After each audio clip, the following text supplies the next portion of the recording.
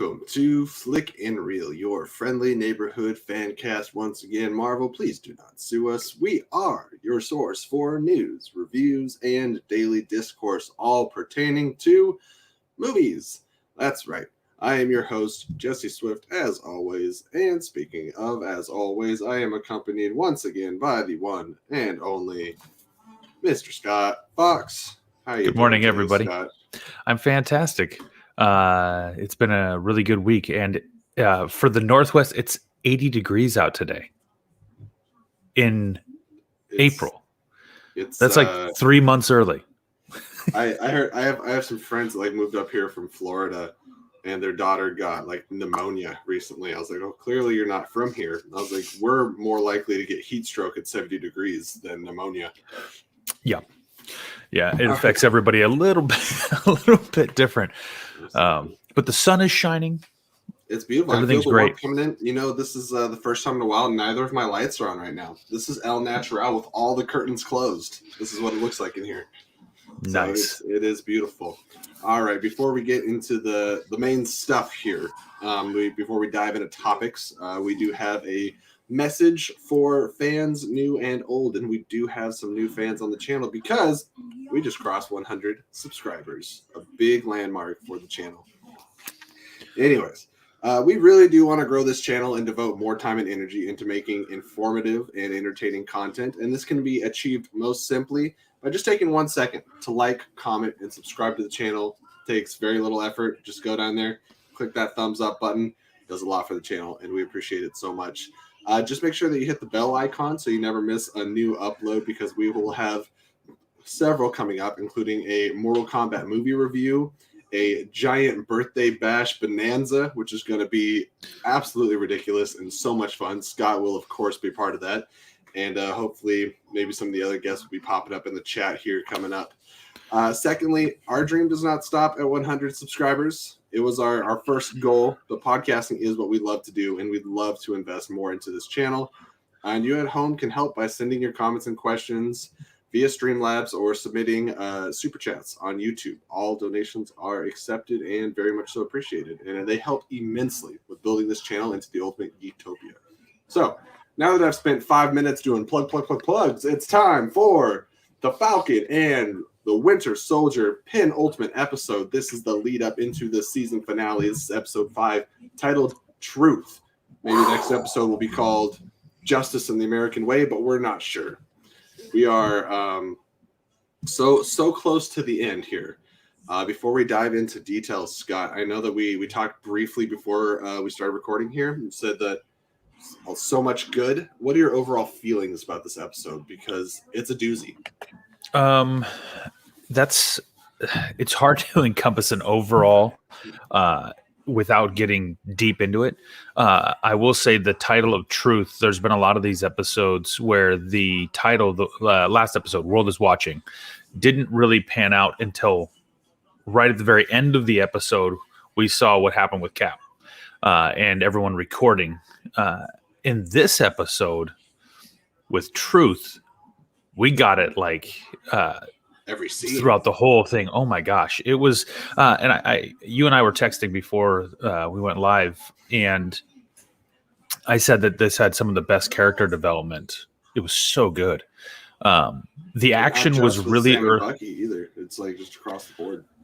No, all the action happened right at the very beginning of the episode, and the rest was all dramatic acting, and the acting was on point. So good.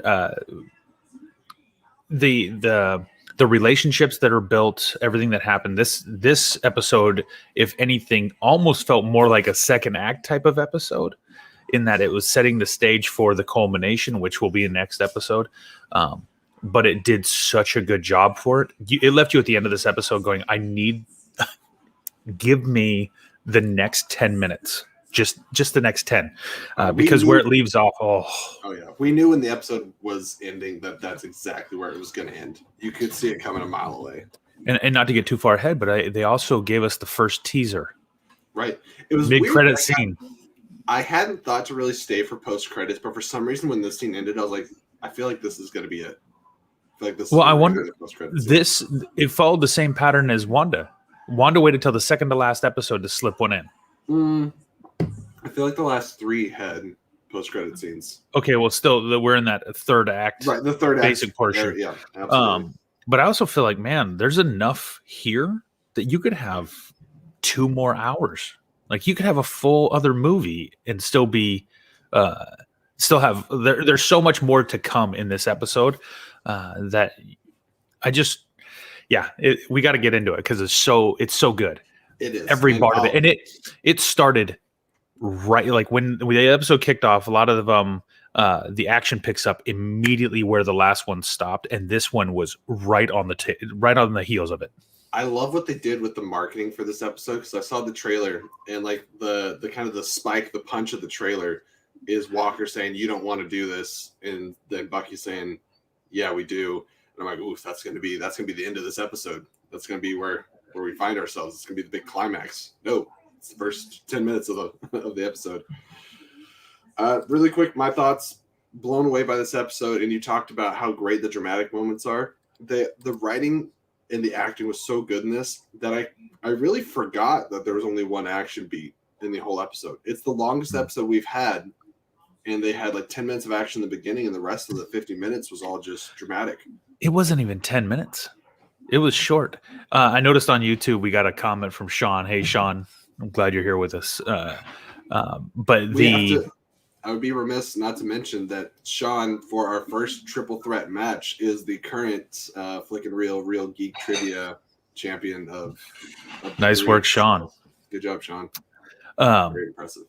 But so the episode picks up. We finished off the last episode with Cap, obviously. Don't you do it. You do it. Sorry. John Walker. Nope. Texas Ranger. That's Walker, Texas Captain. That Walker, Texas Captain, grabbing the shield, smashing the guy. And we pick it up and he's running. Like he realizes something was wrong. And he's running and he can't.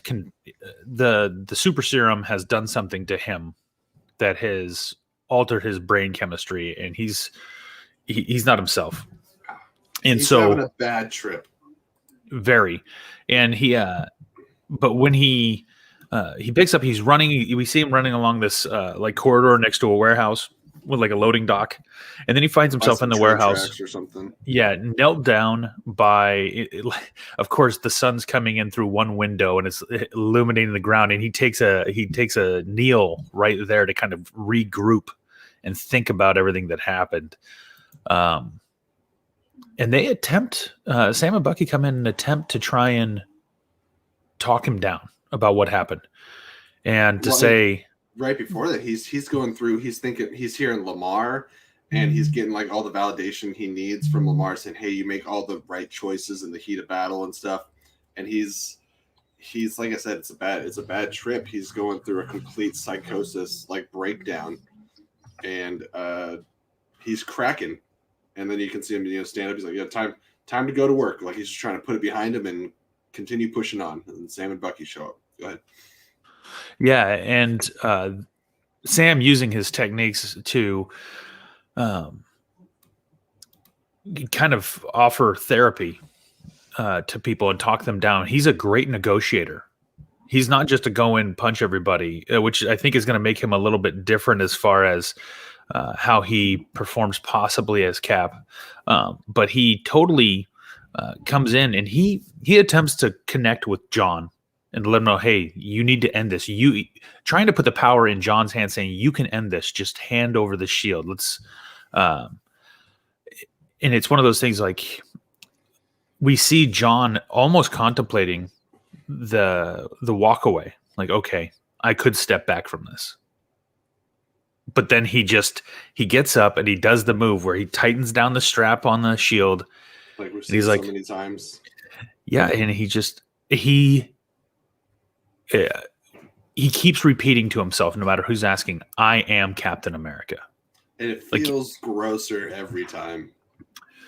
Yeah, really, it's really uncomfortable because you see he's almost like lost in that moment.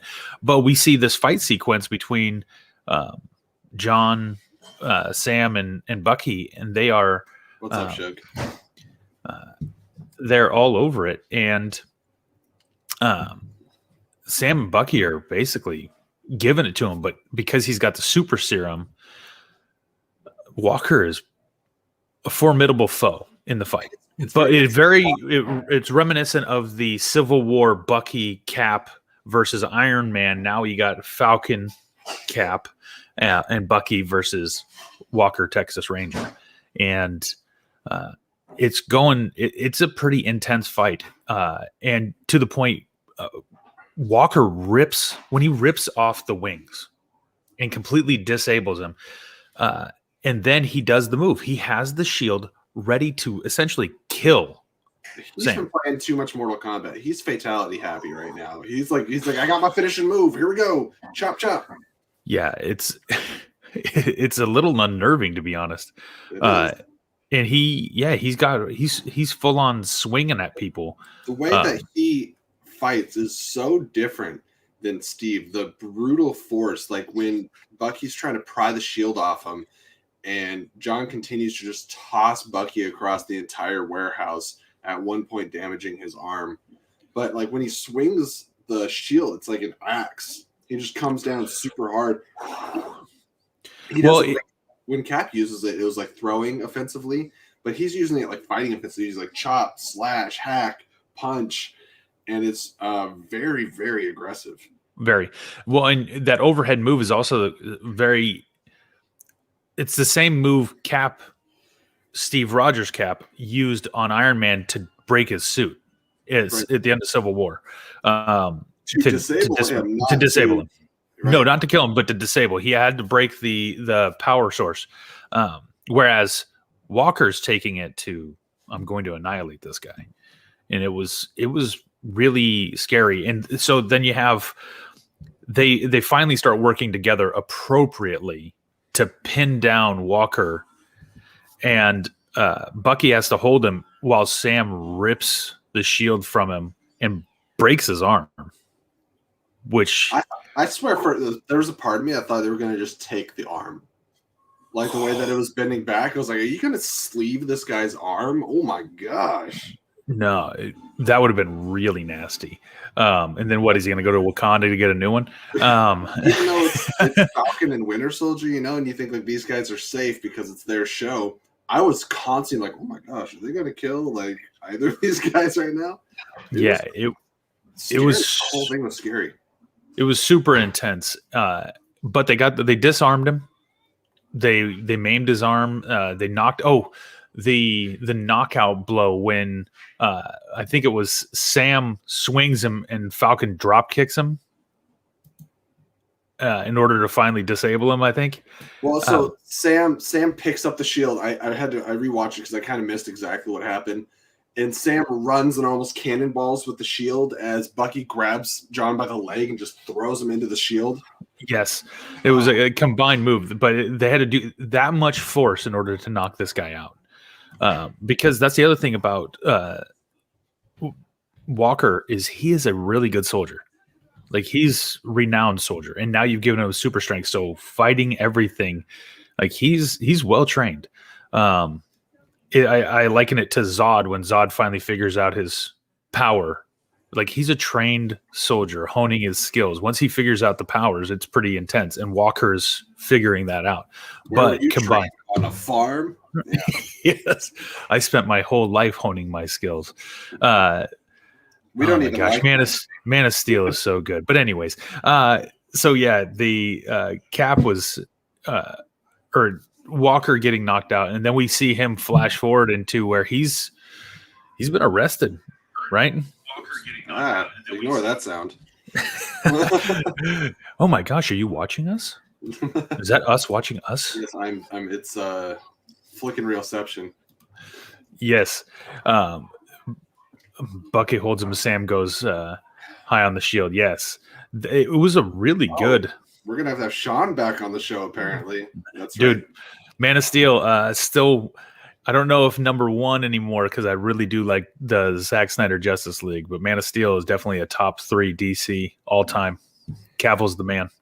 But yeah, there's that's now we see Walker. He's standing in front of the Senate, and basically he's being talked to by everybody and having to figure out like what happened. chronologically, we are missing when Sam and Bucky, I believe, go back.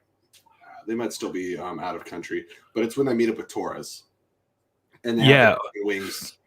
And when Sam, go ahead. When Sam says he doesn't need the wings and he walks away with the shield, we know what's happening. We know what's happening. We're getting Falcon V2. But yes, please. I'm glad to see Torres because I've missed him. I really like Torres. Joaquin Torres. Well, he shows up and essentially just tells him, it's like, we've been benched, guys. Like, this is now an international incident, and we are told to stay out of it. And Sam's like, Carly went underground. You need us. And it's like, it's above our pay grade. Sometimes there's nothing to do until there's something to do. He said that's bizarrely wise. Such a great line. I really like they have interlaced so many future characters in this show. Yes. Joaquin Torres eventually in the comics, in some iterations, takes on as Falcon or picks up the mantle. Isaiah's son Eli, who takes up Patriot.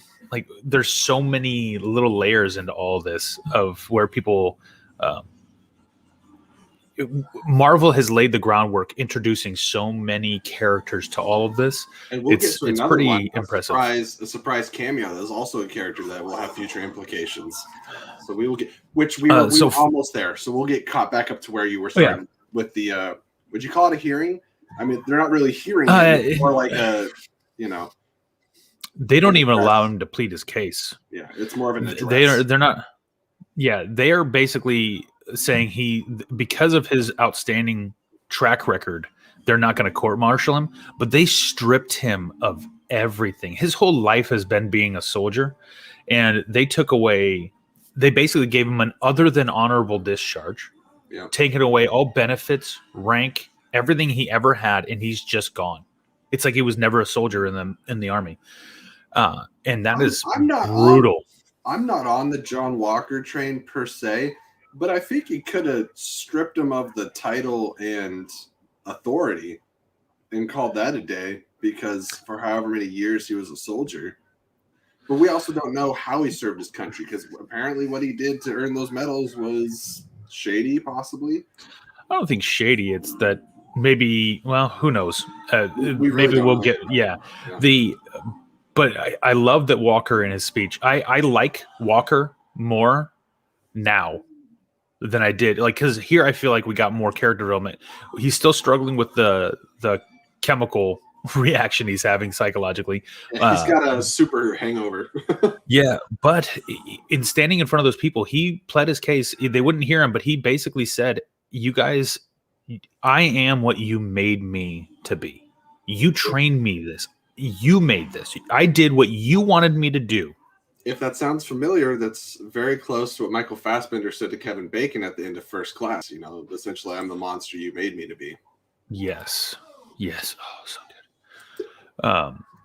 But yeah, it's that hearing, and he's sent out, and he goes to sit down outside, and he's approached by an intro character. You go right ahead. I've got her name pulled up too, but you go ahead and you take this one.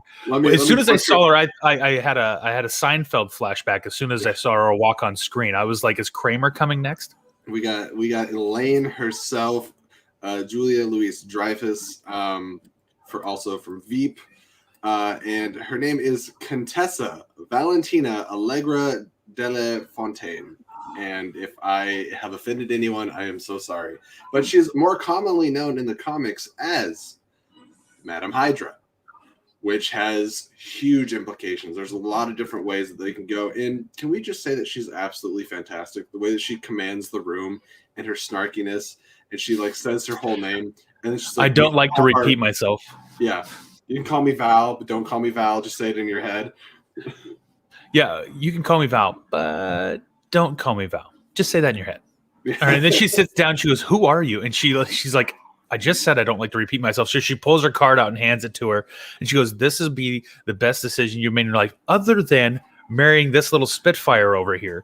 Like, she just almost the right amount of sass and back talk. It was really, really well done. I enjoyed it. And she seems to be very much so in the know. She says that she knows that John has the serum, which apparently is not common knowledge. It doesn't appear that the government knows that he took the serum, but also that he does not have the shield. So she is looking to more or less either fund John or give him purpose or back him. And once again, we have another character willing to validate John Walker on his mission, which the more validation he gets, the more dangerous of a person he becomes.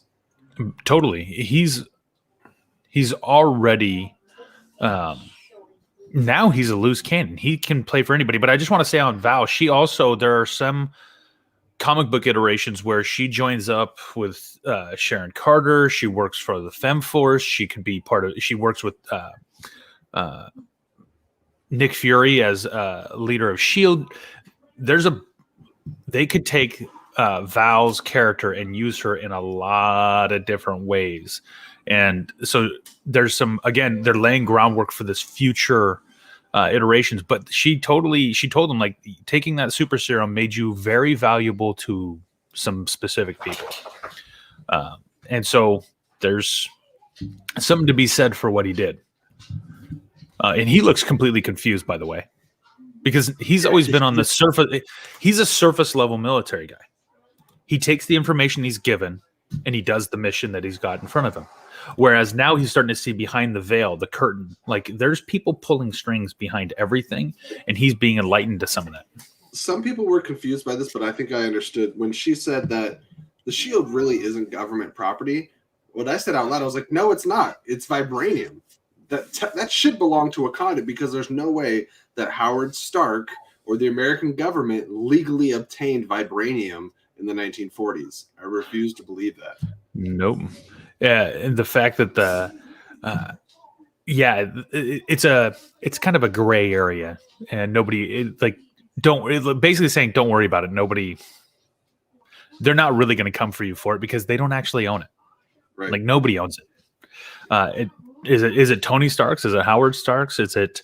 Does that mean it belongs to Stark Industries?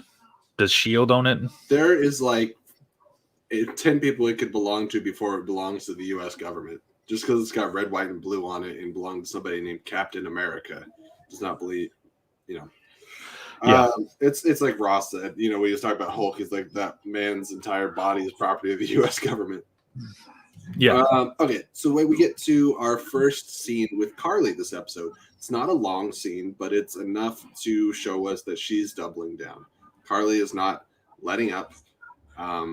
They said that the shipment's ready and they're going to push forward. And at this point, it feels like we're kind of losing any sight of a redemption for Carly. I think there was a glimmer of hope a couple episodes back, but she's going full terrorist, and she seems to really even embrace, the criminal nature of the Flag Smashers later on in the episode. Not really much to take away with this scene, but Scott, if you have anything. No, this is a filler scene. This is just a bridge to make sure we don't forget that she's doing stuff in the background. Sure, fair enough. Check the box. Perfect. Box checked. We know she's up to something serious, and that's it. The bigger reveal for her and this whole thing comes much later in the episode. Right, but they just had to set it up so it was not completely out of nowhere. Understood. Yes, exactly. I mean, again, we got an hour-long episode again. Oh, yeah. Not again, but I mean for the first time. This is the longest thing on Disney Plus total. Yeah, yeah. And sorry, my wife is leaving for a few minutes, so I apologize. But it was just a filler spot. Fine, it got us where we needed to go. I think from here we cut over to where Bucky had to go take care of dealing with track Zemo down and knew exactly where to find him, which convenient for you, I guess. There's a lot of places he could be. Luckily, he's predictable. Well, he knew. He said he was going to go visit, or he asked them earlier in I think episode 3 that have either of you visited the memorial? And so Bucky has a good idea that he's going to be near the memorial. Of course, then again, he could probably just call the Wakandans who are like, no, we know right where he's at. Like we've been tracking him. When he went down the drain, we knew where he was. But anyways, he finds him. They have a great conversation. Again, good dialogue between Zemo and Bucky at the mural, having this conversation, talking about what had happened and what Bucky has to do. And Zemo's ready to die right there. Yeah. Like, he seems to kind of embrace it. Like he's resigned himself to that conclusion. Right. But we find out the whole scene is basically Bucky doing a dramatic demonstration to Zemo that I'm not the Winter Soldier anymore. Can't be used anymore. I'm not that guy. He pulls the gun on Zemo. Zemo like closes his eyes. He pulls the trigger, and he's got all the bullets in his other hand, which would have been great if we didn't see him drop the bullets in the very first Super Bowl teaser for this show. But I mean, that's fine. And then the Dora Milaje show up to take Zemo to the raft, surprisingly, not back to Wakanda. But anyone that's been paying attention knows that General Thaddeus Thunderbolt Ross is in charge of the raft and all the villains there. Abomination may also be locked up there. And Ross, in the comics, created the team the Thunderbolts, which is kind of like the equivalent of Marvel's Suicide Squad, a group of not-so-great people doing things for the government. So is that something we're going to see, a team with Zemo and some other anti-hero villain-type characters moving forward? I feel like this was the lift to get Zemo out of the series, and he's done. We won't see him again in the next episode. But we know his story arc for this series is wrapped up. I'll just say I wanted more of the Zemo mask and action. Yeah, that felt like a tease. Like we got it twice, and he was awesome in it. But it was too quick for me. I kept sharing the Falcon Winter Soldier posters around solely for the purpose. I'm like, ugh, look at that mask. So hopefully, if he joins the Thunderbolts, we see him wearing it more often.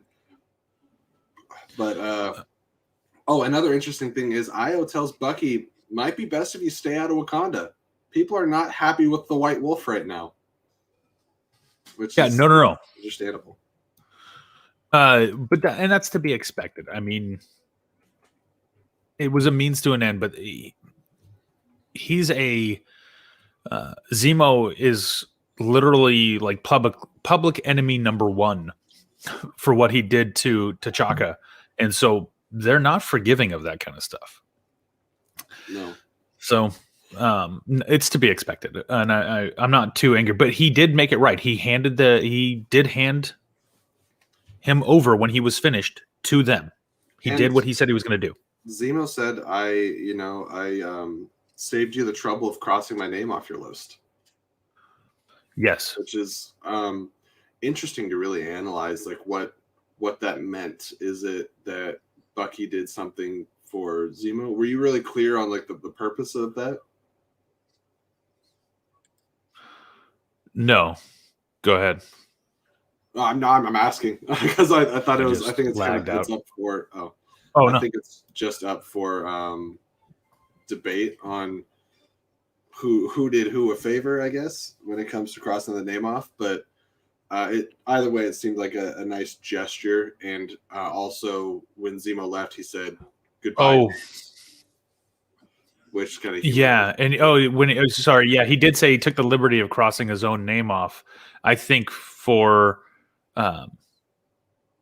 in that moment, I felt like Zemo was telling Bucky he knew his name was on the list. Like Bucky needed to do something to rectify that in some way, and it was Zemo giving Bucky permission to move on.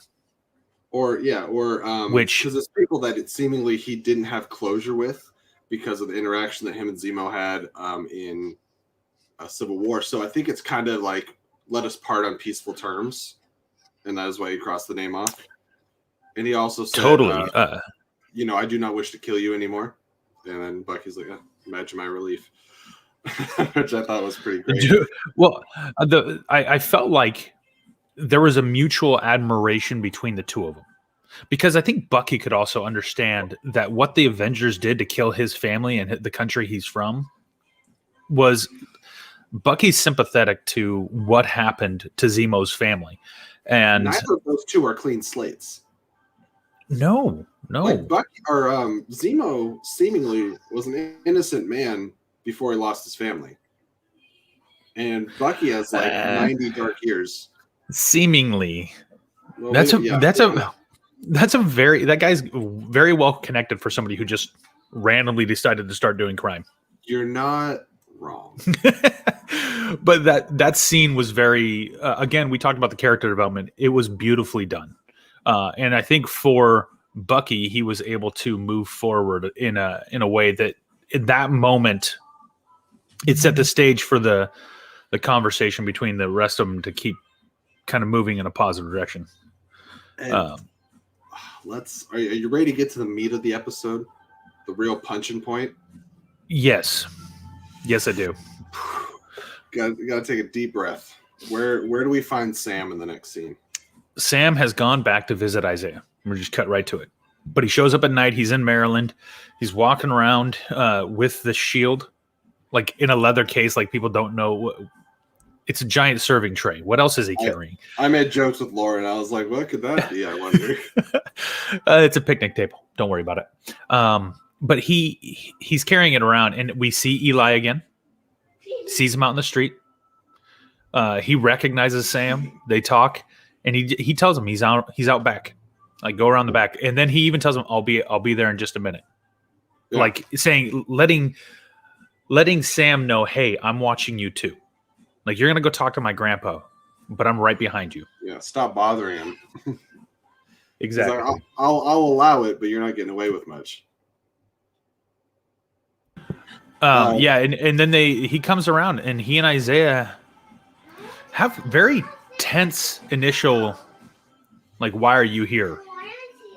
This episode and this scene specifically started getting or addressing what I was worried about. I thought might have been dropped themes, because they introduced like the systemic racism in America early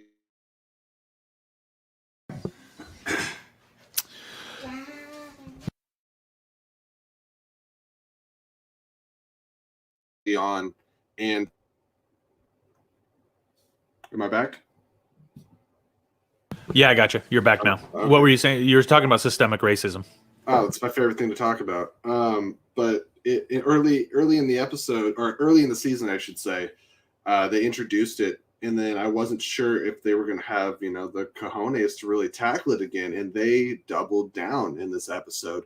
And Isaiah Bradley was like, you know what's going on. Every black man does.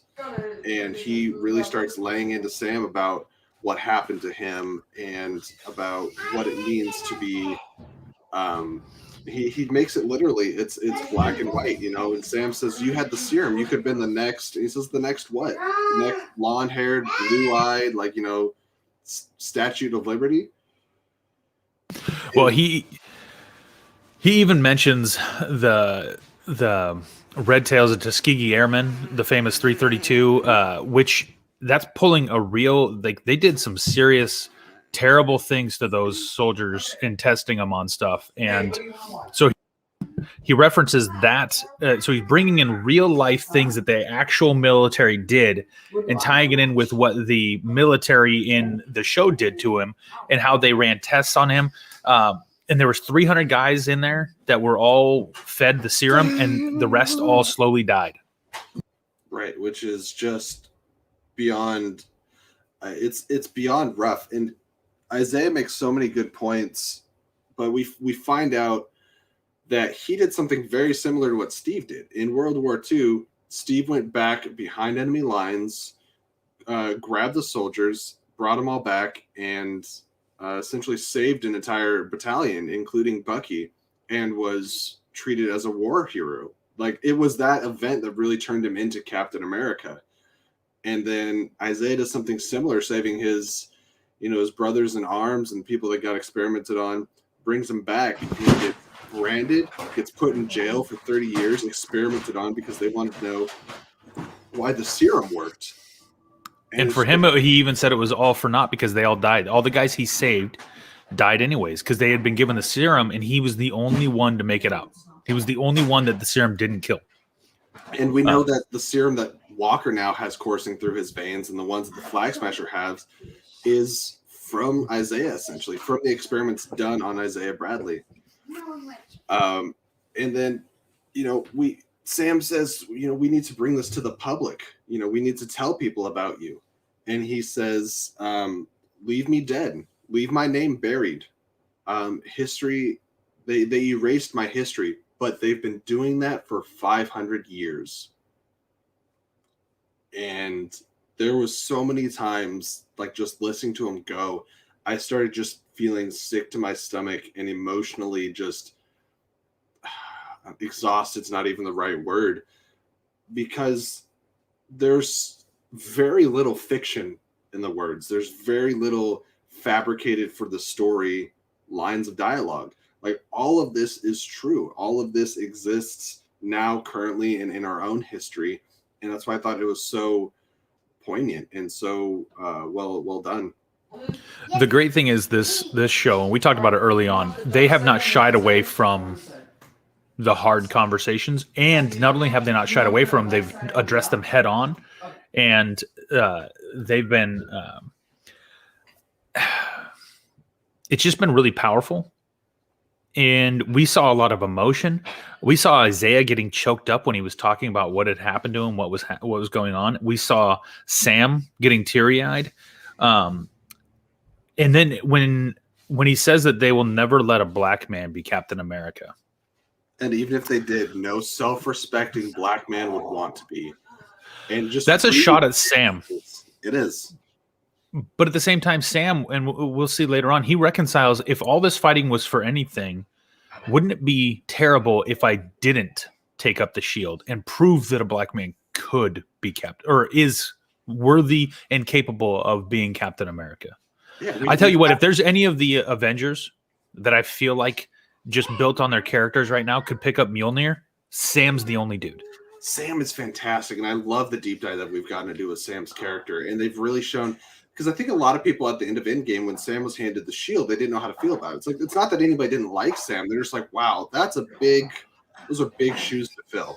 And we've seen in these last 5 episodes that if anyone's going to fill them out of known characters, it's going to be Sam Wilson. And I looked up really quick because I'm less familiar with him, but it's Carl Lumbly that plays Isaiah Bradley. And so good. So good. An absolutely incredible job. Yeah. Oh, the emotion conveyed through their conversations it's beautifully done. Beautifully done. And you and I are suckers for really good acting, and this show is laced with it. And it was poignant, it was appropriate. It was, not that, and you and I, we've joked about this. We are not the 2 most qualified guys to talk about race issues. Probably not. But we can from the sidelines appreciate that Marvel is not hiding their side of things. They are leaning into it, and they're like, listen, this is they're utilizing the social injustices. We have this platform that we are going to use. I know I saw what you're going to say. Yes. And not only Marvel but Disney. And I think that's very important, whether it be gender inequality or racial inequality. There's all kinds of things that Disney's a 4-quadrant studio, and if anyone out there, it's so important for them to push acceptance and equality and social justice. Totally. It's again, they use their platform appropriately. When it was I don't want to, well, I guess the Me Too movement, but the quasi-feminism movement, but suddenly we saw female characters being pushed forward in a very strong way. The Disney and Marvel Studios has really done a good job of responding to the social issues and stepping forward. And so they were the studio that decided, there's a lot of people that are like, we can't have an Asian lead, we can't have a black lead, it's not going to make money, we can't have a female superhero. Black Panther, over $1 billion. Captain Marvel, over $1 billion. And they said, make a good movie. Yeah. Well, and I think we have Shang-Chi coming up later this year or next year. And I tell you what, for people who don't know, the Chinese movie market is bigger than the American movie market. And that movie has the potential to not just domestically in the US, but globally to blow the doors off of most of these things. Kong versus Godzilla is going to break even because of overseas box office. Totally. Yeah. And so, well, theaters are open in China, but anyways, not in America yet. Or I guess they are for 7 people per theater. But yeah, just incredibly well done. We've been on this point for a little bit, but it really set the stage, and it made Sam have to consider the path that he's walking. It gives you like a point of reference when we start getting to the tail end of the episode and the impact of it and the conscious choice that Sam has to make. Because when Sam was given the shield, it was Steve choosing Sam to be the next Captain America. It was not Sam choosing to be. This has to be Sam's choice. And I think a large purpose of the last 5 episodes has been Sam getting to that point. He has to see what happens when the wrong person has the shield, when the wrong people are backing the Captain America mantle.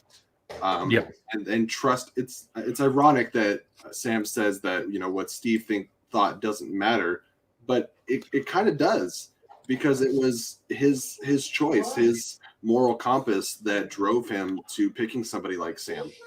But totally. We'll get into that. They go back to the States, and we get everyone's favorite part of the show, which is the boat montage. But before we get to the boat montage, Sam goes home to Sarah to work on the boat and spend some time with his nephews. And Sam calls on old family friends to help work on the boat. Bucky shows back up and gives Sam a case from Wakanda.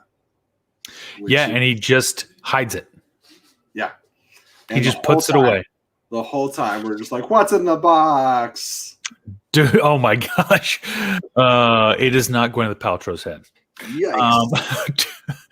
For all you 7 movie lovers out there. This sequence is great because we get to see the relationship between Bucky and Sam kind of coming together. And he shows up to lend a hand. He drops off the thing, but he sees Sam have to jump into action. But then Bucky jumps in and he just takes care of business. And we also get a little, just a tiny thing that makes a world of difference. But he goes to fix the thing and he goes, you got to go up. And so he adjusts the fitting that's on the propane tank, which is why it's freezing up so quickly. And he gets that all set properly. And Sam asks him, why didn't you use the mechanical arm to do it? And that's a thought so many people have. And he just says, you know what? It's I'm right-handed, so I don't think of it. I was waiting for Pepper to show up. Because you're talking about Gwyneth Paltrow's head. Oh, totally. What's in the box? But the fact that Bucky says, oh, well, I don't always think about it because I'm right-handed. And so many times we're like, why doesn't he just do this with his left? I was like, well, he's right-handed. It's not natural to use your offhand, even if it's a robotic arm. Like, it's not, your brain doesn't just kick in. Suddenly you've got a robotic arm. I'm going to go that way. That's like technically like a stronger arm, and he had to learn to punch with his left arm. What's funny is I didn't notice it as much exactly what was happening the first time I watched it, but we see he's got like a little, I don't know if it's like a chisel or a pry bar thing, and he's flipping it around like it's a knife, and he's like practicing like knife maneuvers. Oh, yeah, it's a scraper. It's a 7. Okay, yeah. I work on stuff. It's called the 7-in-1 tool. It can do many different things, but you use it when you're doing all kinds of prep work, pulling nails, if you're doing home remodel stuff. But yes, he's using it. He's flipping it around, kind of working at it. Like it's totally Bucky. Like, it's also his short attention span type of thing. Like, hey, I'm supposed to be working, but I'm goofing around. I also love that when Sam is trying to break apart the trim piece and do that, and Bucky just walks by, grabs it, and rips it off the side of the side of the boat and just pulls it up. And Sam looks at him like, must be nice to have one of those. Must be nice to have a robotic arm and super strength. You cheater. I could have done that. His entry, when he shows up to the boat, everyone's like, well, how are you going to get that motor off the back of the truck? And it just picks up, lifts off, and everyone turns, and there's Bucky like, I got it. Because it's nothing to him. Sorry. And then, there's a little casual interaction between Sarah and Bucky, which was pretty funny. It's like, yeah, and immediately Sam's like, Bucky. And she's like, oh, Sarah. oh, and she's smiling at him, and Sam's just like, excuse me? I Like, think it's so funny, as socially awkward as Bucky is, every girl that lays eyes on him is just like, yeah, I'm into this. This is... So how old are you? 106. Like she thinks he's joking. No, this dude's old. This dude's really old. But yeah, anyways, that whole sequence, that montage and everything, he sleeps on the couch, the kids wake up and they're playing with the shield in the house. And Bucky's like, hey, like, cause he's sleeping and he calls him out and they're like, freak out because the kids are doing the moves with the shield. But we also get to see the training montage. Can you say that was like, not only was it adorable, but I liked what I heard somebody say is it's like these kids haven't been like tainted by life yet. There's nothing in their heads telling them that they can't grow up and be Captain America. Yeah. They can't wield this shield, that it can't be a symbol for them.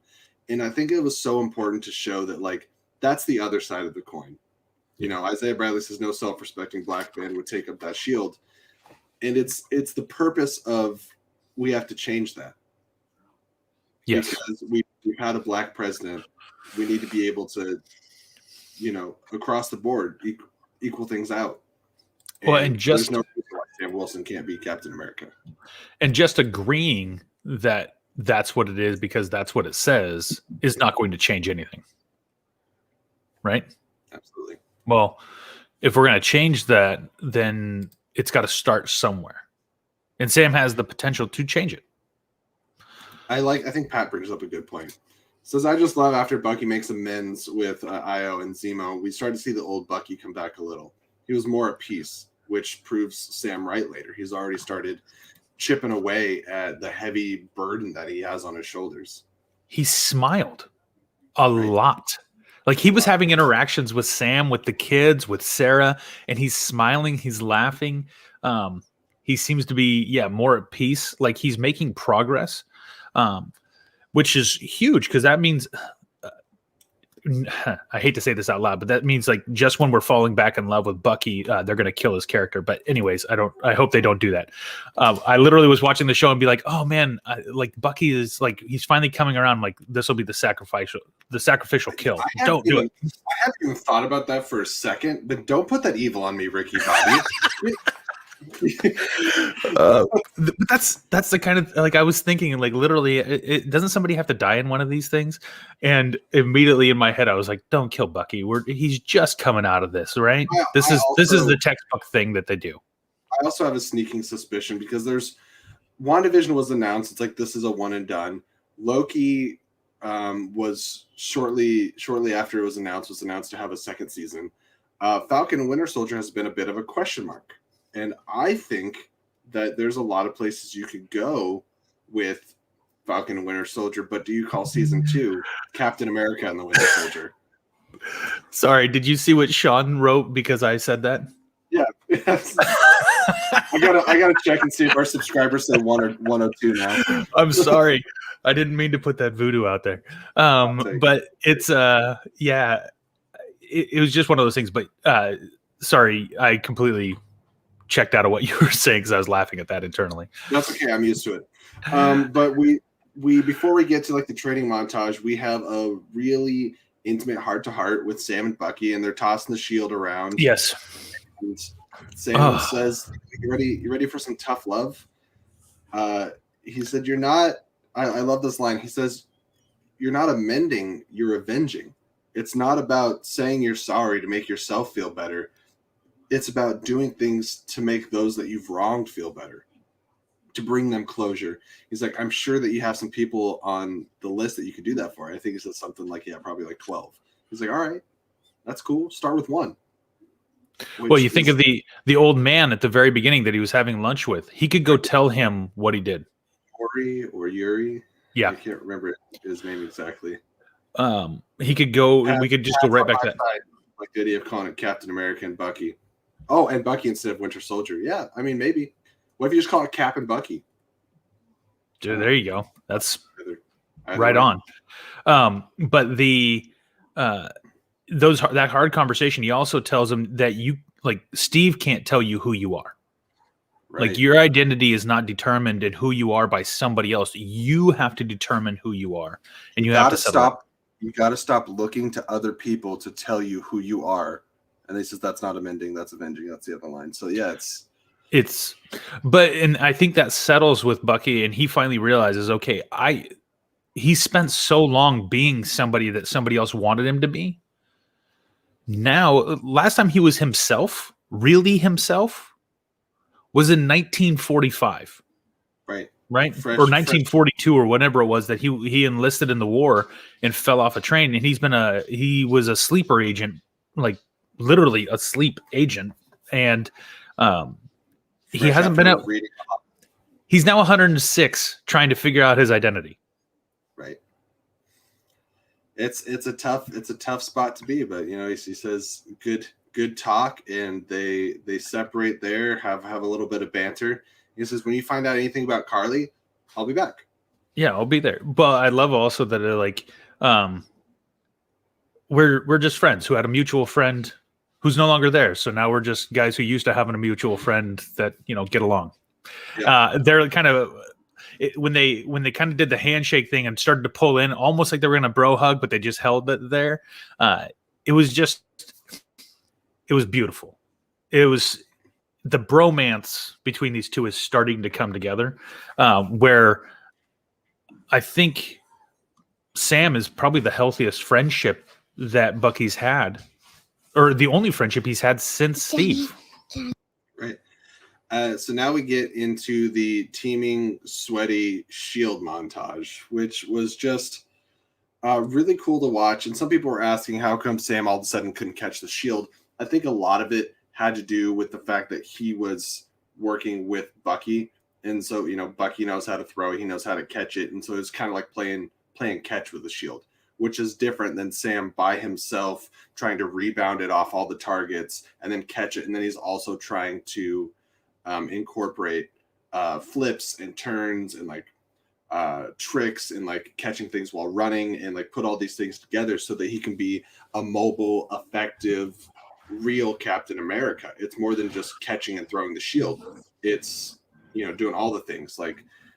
Steve would be able to spin in the air and dodge something while he catches the shield. The montage was a standard training montage. He's getting better, he's running faster, he's getting stronger. We don't know how long it took to take his head off a couple times. I enjoyed watching somebody struggle with the shield.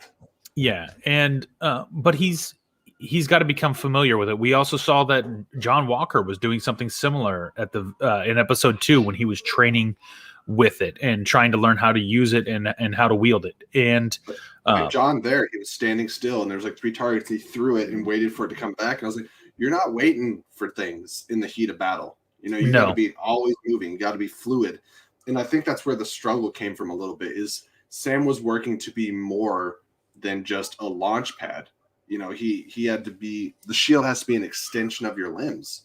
Well, I think it's capoeira or one of those types of martial arts where you're doing the spinning and the flip kicks and everything. And he did a really good job with that stuff. And to throw it, still be able to fight people and then be ready for when it comes back. The training montage, he even teased his nephews into it, and his nephews started chasing him when he was doing his runs. I really wanted one of the kids to say "on your left" when he was running after him. That would have been so good. Or if he yelled "on your left" when he was lapping him. Yes, that would be even better. But yeah, the whole thing with him finally coming to grips with what he's doing was really good. But we also see, so post this, we get a jump over to, I think, Sharon is where she sneaks back into the episode. Sharon's making a call. And I want to bring this up because she's talking to somebody. I always watch the subtitles, which I didn't realize she does not say Batroc, I believe, in the scene. It's not until later. But when you watch with subtitles, it says Batroc on the bottom of the screen. So that was not a surprise for me at the end of the episode. But it was a surprise to hear that she was talking to him, and she said, we'll give you double what I gave you before, or something along those lines. So we are to assume that the very first episode when he appeared, he was working for Sharon. Yeah, then too, which really leans more credence to the fact is Sharon the power broker, which seems to be. However, there's a lot of ties that you could make that Madam Hydra is also the power broker. Looking at how she has such an interest in Walker and the serum, and like using him, and he's against Carly, and we know the power broker wants to take out Carly. Sharon seems to be working with Carly to some degree. So maybe Sharon's the leader of the Flag Smashers. Maybe she's actually the one behind them, because she's responsible for the scientist dying. And apparently the scientist dying pissed off the power broker. True. But I don't think she expected Zemo to just shoot the scientist in the chest. But why would she excuse him? Well, let me say this. This is a tease and a little bit of insight that I read from somebody else. So I want to make sure that I didn't come up with this on my own. But Ryan Johnson said that Apple will not allow villains in any of the shows to use iPhones. And Sharon is using a non-Apple phone when she's making these calls, which just may hint at that she could be a bad guy, because Apple, as part of the contract stuff, won't let villains use their technology in any of the shows. That is ridiculous and amazing. One thing that's interesting, though, is just by working with Batroc, this now means on 2 accounts she has backed a criminal that has the intention of killing Sam Wilson.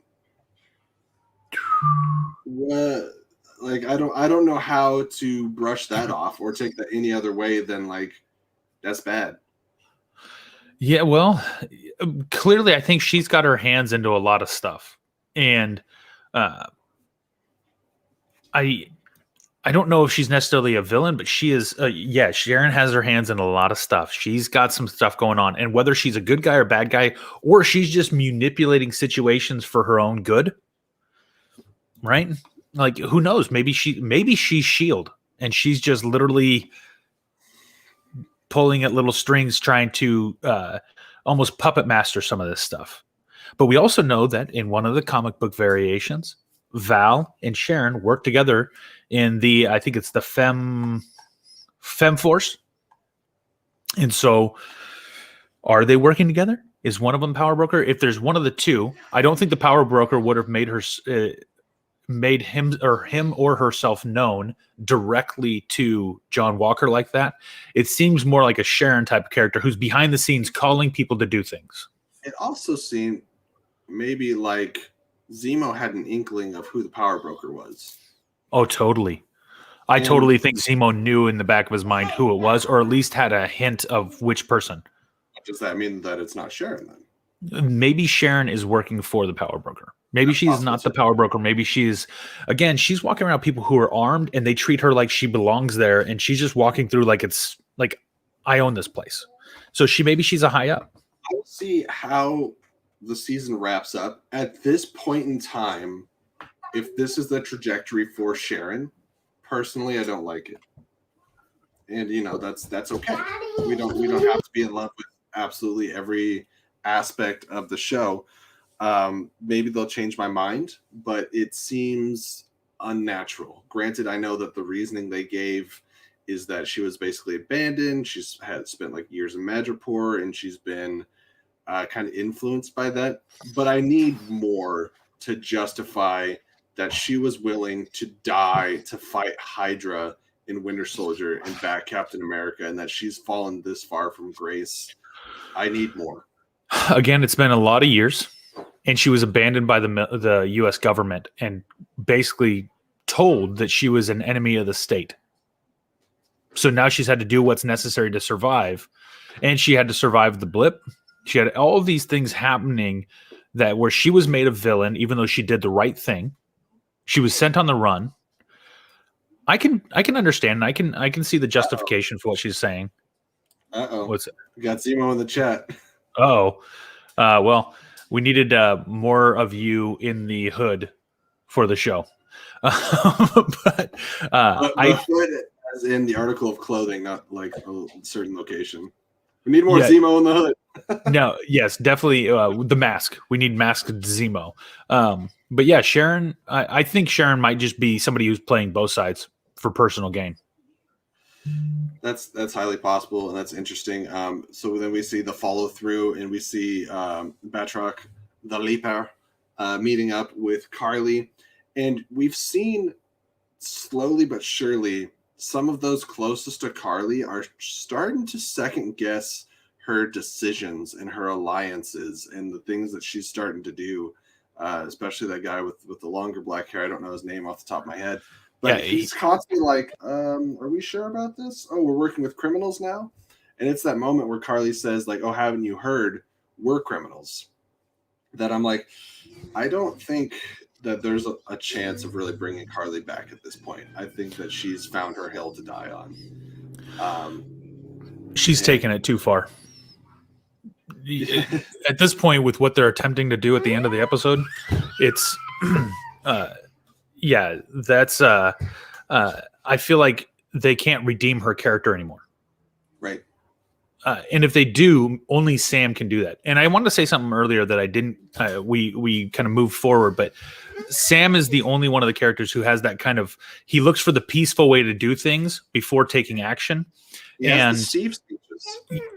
Totally. He fits that role, and he's looking for the alternative that is not the negative battle one, which is incredible. I love how they've rounded Sam's character out so much. He's so awesome. And I wanna bring up that it just reminded me that in this show, Sam has become so good at his speeches, whether it be with Carly or it's with Bucky. And in Winter Soldier, when Steve had his big speech about the price of freedom is high and stuff, and he looks at Sam and Sam said, "Did you prepare that, or you just make all that up off the top of your head?" And now see Sam in the same position. Now he's got all this stuff ready to go, and he's got these great speeches, and he's really just speaking to the heart of people. And if we can stop getting John Walker getting in the way, he might actually succeed in some ways. I think if there is a place to redeem Carly, it's Sam at the very end, and possibly Carly gets detained, not killed, but put on the raft as well. And then you got one more supervillain to be paired up with Baron Zemo. How awkward would it be if you have Zemo and Carly on the Thunderbolts? It's like, you shot me. Oh, dude, multiple times. Yeah. And then have like Emil Blonsky, Abomination on there. And we've heard that Blonsky is going to be in the She-Hulk show. So maybe there's more leading up to the Thunderbolts in that. And then Ross will be in Black Widow. So there's a lot of interesting potential there. So we then flash to the GRC, where we're seeing a lot of people debating about what to do with everybody that's come back, the people that they're essentially treating as immigrants to various countries and stuff. And then the Flag Smashers break in, and we're kind of left with that cliffhanger of what are they going to do? When Carly was out in the courtyard and she put the call out, right? She sent the beacon. And that's how they know they're in New York, because the beacon got tracked. Torres lets Sam know. Again, sneaking people back into the episode really quickly. But there's been a hit for the Flag Smashers. They're in New York. And the GRC, Sam is watching TV, and he realizes exactly what's going to happen. But they go there. And one of the guys in the crowd with Carly, we see is a security guy in that conference. And he flashes the badge that brings on the full shutdown and locks everyone down. And we see security guys, bodyguards rushing in, trying to grab their political people and like get them out because something's bad's happening. One nation. Do you remember? One world, one nation. Yeah, that's like their call to arms. And that's like as far as the. Well, and then we get to see Sam gets word that that's happening, and we see him opening the suitcase, and we don't get to see what's in there, but we can assume it is quite possibly a vibranium woven suit with complementary wings attached, hopefully, maybe. I thought about, was it also possibly nanotech? Right, I think that'd be really cool. Have it where it can just like spawn on him like the Black Panther suit does. Yes, like Iron Man's in Infinity War and Endgame. Like he could just click it and it morphed onto him. So I think that would be awesome. How many times have we seen Sam without his suit in this show because it just wasn't convenient? He didn't have it on him. He's only actually donned the suit twice. The first episode, and then he did it in like 2 battles, so maybe 3 times. He's actually donned the wingsuit. He didn't wear it much at all, and it was kind of a continuation of the scene for the beginning of this episode where it was destroyed, and then he handed the suit off. So he's getting something completely different. It may have wings. It's definitely going to have a hint of that white on it because we can see that. The only thing you can see in the box is when they open it, there's like a corner of white flash by. I'm sorry. I'm going to address this right quick. No problem. So that's pretty much where we're left off with for the end of the episode. And then as Scott and I have learned that when you get to like the third act of the series and you get through the credits, there's a good chance there might be a post-credit. So I, of course, was waiting for that to start. And it was kind of an uneasy feeling the way that they connected these two things. But we hear like hammering, on metal. And it's very reminiscent of Iron Man in the cave in the first Iron Man, like they had at the end of Endgame where they had the audio in the credits. But what we see is it's John Walker building his own shield. We don't know exactly what of. It seems maybe of steel, but he's painting it. He's welding it together. It's got a little bit of a janky look. And then he's melting on his Medal of Honor onto the shield, which if that doesn't just scream egotistical, I don't know what does. And so this kind of sets up that we could be leading to U.S. Agent because now he's got Madam Hydra backing him. Maybe do we get Captain Hydra that we've seen in the comics where, you have Captain America saying, "Hail Hydra," but at that point it was a brainwashed Steve Rogers. But now maybe we have Captain Hydra in the form of John Walker. There's a lot of interesting places to go. I'm glad they're not done with Walker. I was worried that after he got discharged, this would be the end of the character. So I think we got at least one more climactic battle. And here's the thing, everything's coming to the head here. We got Batroc in the last episode. We got the Flag Smashers. We got, not Captain America anymore, potentially U.S. Agent. We got all these different things that are all coming to a head in a big, huge battle. And it's hard to say how it's going to end up. If you guys, let me check Streamlabs real quick. Okay. It's hard to say where it's going to. Sorry. Okay. Sorry. That's thoughts, being a dad of 4 kids. Thoughts on the post-credit scene? I just talked about it a little bit. Listen, I don't care how good of a welder, a metalsmith, a fabricator. I don't care what kind of metal he found in his trash pile. It is not a vibranium shield. The second he takes that into battle, it is going to be ripped to shreds by anybody. Right through it. Maybe this will be the opportunity because Sam ripped it off of the arm of. He was the one holding on to the arm and ripping it out of the hands of Walker in that battle. But earlier on, Bucky said he wanted to rip the shield or pry it from his hands.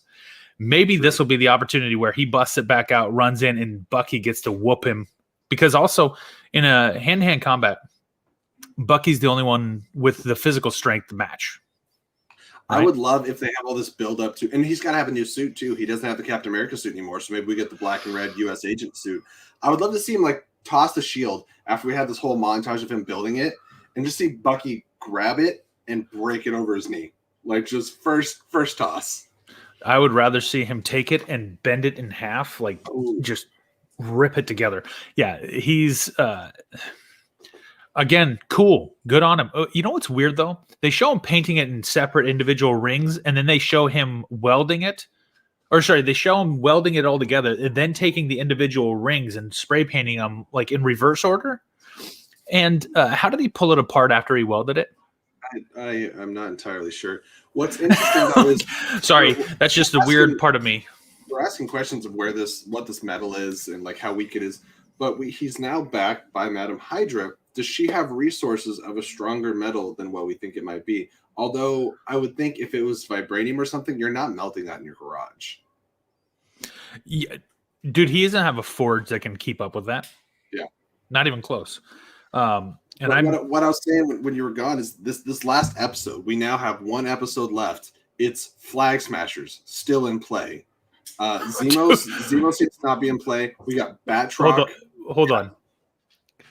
Pat said he's a sloppy welder. I literally thought the same thing. The bead he was putting around that was any good welder, anybody who's worth their salt would look at that, what he was doing, and be like, wow, this is trash. Sod, right? Because like welder sod, that was. Thank you. Well played. It was trash though. It was not clean at all. That thing has no structural integrity. I think lost at all. I think it's. Sorry, you were saying about the number of people at the end of this episode. I derailed you. Things in play. We got Batroc, Flag Smashers, now potentially U.S. agents, and they're all coming for Sam and Bucky in one way or another. There's a lot to wrap up. I think, not that I've had any complaints about like lack of action or anything in the show, but I do think that we're going to get like an hour of solid, holy crap action in the finale. I think we're going to have an hour episode with 40 minutes of action and 20 minutes of wrap up. Sure. That's if they do only an hour. They could go an hour and a half with this finale, and essentially we're getting a mini movie. I love how long the episodes have been for this show. It's been so nice. It's so much more gratifying when it finally hits the credits. Unlike, I love WandaVision, but WandaVision was like, it felt like it just started, and there was like credits, and you're like, oh my gosh. Especially the first 4 that were sitcom episodes were like, okay, this is getting like I need more. Keep feeding. But then when they got to about 45 minutes, they were hitting their stride, and then the last 2 episodes being over an hour each, or at an hour each, really helped. These episodes have been 45 to, I think the shortest episode was like 47 minutes. And you take out the credits, you still got a 40-minute episode each episode, and they've been really good. But these last 2 being almost an hour were outstanding. I've really enjoyed everything they've done, and they've set this up where this episode has all the potential to be absolutely incredible.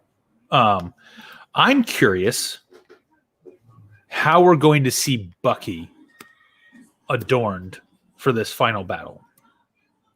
Oh, like if he gets a new suit? Yeah, is he going to be wearing the black suit like he did that he got in Wakanda? Would it be appropriate for him to get like Captain America's shield symbol on his metal arm? What if he went old school and put on the brown bomber leather jacket that he had like when he was part of the commandos? Give him his like brown buccaneer boots from the comics, and let him have his domino mask.